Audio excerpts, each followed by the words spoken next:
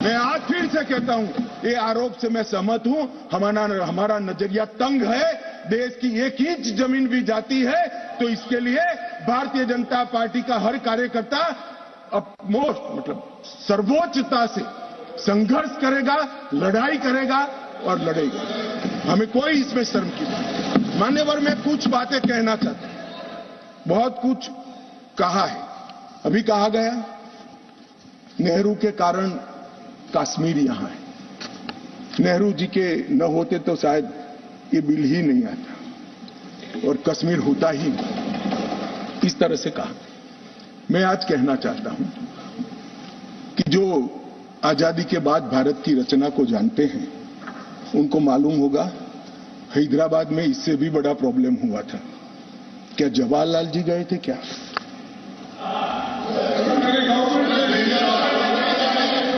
तो यहां गवर्नमेंट नहीं, यहां नेहरू। क्या कर रहे हो खड़गे जी? अभी भी वापस आओ।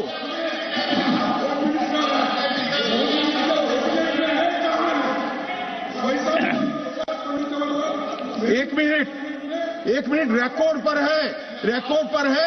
कश्मीर में दिग्विजय जी ने सरदार पटेल का नाम नहीं लिया। एक नाम लिया शेख अब्दुल्ला का, दूसरा नाम दिया जवाहरलाल नेहरू का। तो वो होम मिनिस्टर थे, क्यों नहीं दिया भाई? अब सुनिए दिग्विजय जी, अब सुनिए, सुनना पड़ेगा, ऐसे नहीं चलेगा। हमने सुना है, धैर्य से सुना है। मान्यवर, जूनागढ़ में क्या जवाहरलाल नेहरू गए थे? हैदराबाद में जवाहरलाल नेहरू गए थे? लक्षद्वीप में जवाहरलाल नेहरू गए थे? जोधपुर में जवाहरलाल नेहरू गए थे? जवाहरलाल नेहरू एक ही जगह काम देखते थे, जम्मू कश्मीर में, जिसको आधा छोड़कर आ गए। एक ही जगह देखते। मान्यवर, दूसरा, विलय लेट क्यों हुआ? सारे लोग जानते हैं साहब, इतिहास को 1000 फुट नीचे दफन कर दो, वो ऐसा बीज है जो वटवृक्ष बनकर सच्चाई बाहर आ जाती है। सब जानते हैं कि हमारा विलय इसलिए लेट हुआ कि महाराजा पर किसी एक व्यक्ति को विशेष स्थान देने का आग्रह था। शेख अब्दुल्ला को विशेष स्थान देने का आग्रह था। इसके कारण विलय लेट हुआ और पाकिस्तान को आक्रमण करने का मौका मिला। मैं आज ये पूछना चाहता हूं कि इतने सारे कठिन राज्यों का विलय हो गया, कहीं पर 370 क्यों नहीं है? क्यों नहीं है? ना जोधपुर में है, ना जूनागढ़ में है, ना हैदराबाद में है, ना लक्षद्वीप में है। क्यों 370 नहीं है? कि संवेदनशील हृदय के कारण 370 है। संवेदनशील हृदय। मान्यवर, कंडीशन किसने रखी? किसने स्वीकार की? इतिहास जवाब मांगता है, देश की जनता जवाब मांगती है। जवाब देना पड़ेगा, भाग नहीं सकते इतिहास से कोई। मान्यवर, सेना भेजने में देरी क्यों हुई? और ये कहते हैं कि इसके बाद भी देरी हुई है। मैं साहब एक रेफरेंस सैम मानेकशॉ का देना चाहता हूं। फील्ड मार्शल सैम मानेकशॉ तब डायरेक्टर ऑफ मिलिट्री ऑपरेशंस थे। उन्होंने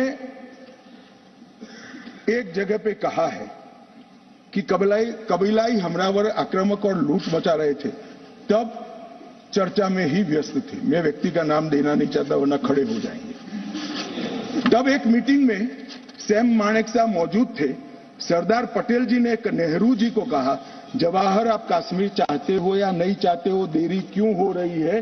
तब जाकर सेना भेजने का निर्णय हुआ है। जवाब देना पड़ेगा। नहीं, दिग्विजय भी ऐसे मत करें, मैं भेज दूंगा आपको, पुस्तक ही भेज दूंगा। मान्यवर, Honorable Home Minister is not yielding. He is not yielding. Honorable Home Minister is not yielding. मान्यवर, एक बात सर्वविदित है, अगर असमय सीज फायर असमय नहीं होता तो आज पाक ऑक्यूपाई कश्मीर नहीं होता। अब पत्रों का जिक्र कर रहे हैं, किसी अंग्रेज सेनापति ने देखा, मैं जरूर देखूंगा इसको, अगर लिखा है तो देखना चाहिए। परंतु अफसर कुछ भी कहे, देश का प्रधानमंत्री का देश की जमीन के लिए संवेदनशीलता होना चाहिए या नहीं होना चाहिए?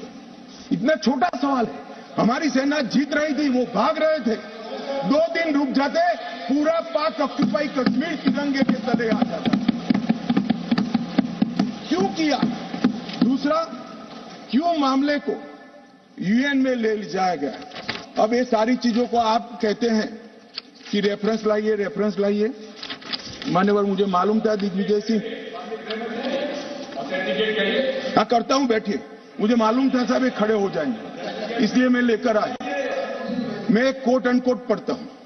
यूनाइटेड नेशन के अनुभव के बाद मैं इस निष्कर्ष पर पहुंचा हूं कि वहां से कुछ संतोषजनक नतीजों की उम्मीद नहीं की जा सकती। मुझे सीज फायर करना अच्छा फैसला लगा, लेकिन इस मसले को ठीक से हम नहीं निपट पाए, नहीं परख पाए। हम सीज फायर पर और विचार करके बाद में निर्णय करना चाहिए था। हालांकि ये सब भूतकाल की गलतियां हैं। ये जो कोट है किसी और का नहीं है, जवाहरलाल नेहरू का है। अब उनको तो मानोगे या नहीं मानोगे कि उन्होंने गलती की है, स्वीकार करी है। और साहब एक मिनट, सोर्स भी बता देता हूं। Nehru memorial museum and library, Jawaharlal Nehru connection, JNSG 143 part 1। और उस वक्त जब अरे भाई, स्वयं नेहरू कह रहे हैं मेरी गलती थी, क्यों इतना पकड़ कर रखा है पूंछ?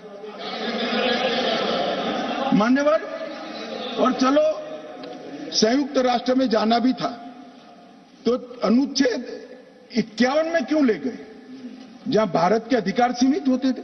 अनुच्छेद 35 में जाते तो भी हमें कोई दिक्कत नहीं होती। ये भी एक बहुत बड़ा गलत फैसला था। और मैं बताता हूं मान्यवर, ये कहते हैं कि धारा 370 निरस्त कर दी। अगर कल को ये 40 साल के बाद, जोर से बोले मनोज झा जी, 40 साल के बाद, क्योंकि हम मानते हैं कि 40 साल के बाद मैं नहीं हूंगा, मैं तो 60 का हो गया, मेरा आयु 40 साल का हो ही नहीं सकता। वो कहते हैं 40 साल के बाद इतिहास पूछेगा तो कौन रिस्पॉन्ड? मैं बताता हूं, 2 सदी तक अगर धारा 370 का फैसला गलत है तो मेरी सरकार का है, मेरा फैसला। प्रधानमंत्री नरेंद्र मोदी जी ने फैसला लिया है। ना मोदी जी इस फैसले से भाग सकते हैं, ना हमारी कैबिनेट भाग सकते हैं, और ना हमारा पार्टी भाग सकता है। रिस्पॉन्सिबिलिटी ऑन करनी पड़ती है। जब इमेज बिल्डिंग के लिए बड़े बड़े फैसले लेते हैं, संवेदनशील दिमाग से फैसले लेते हैं, तब इसको ऑन भी करना पड़ता है और देश को जवाब भी देना पड़ता है। इस तरह से नहीं चलता है इतिहास। और इतिहास, मेरी बात आज भी मानकर चलिए दिग्विजय सिंह, इतिहास किसी को नहीं बख्शता है, किसी को नहीं बख्शता है। मान्यवर, आज जो बिल लेकर मैं आया हूं, काफी लोगों ने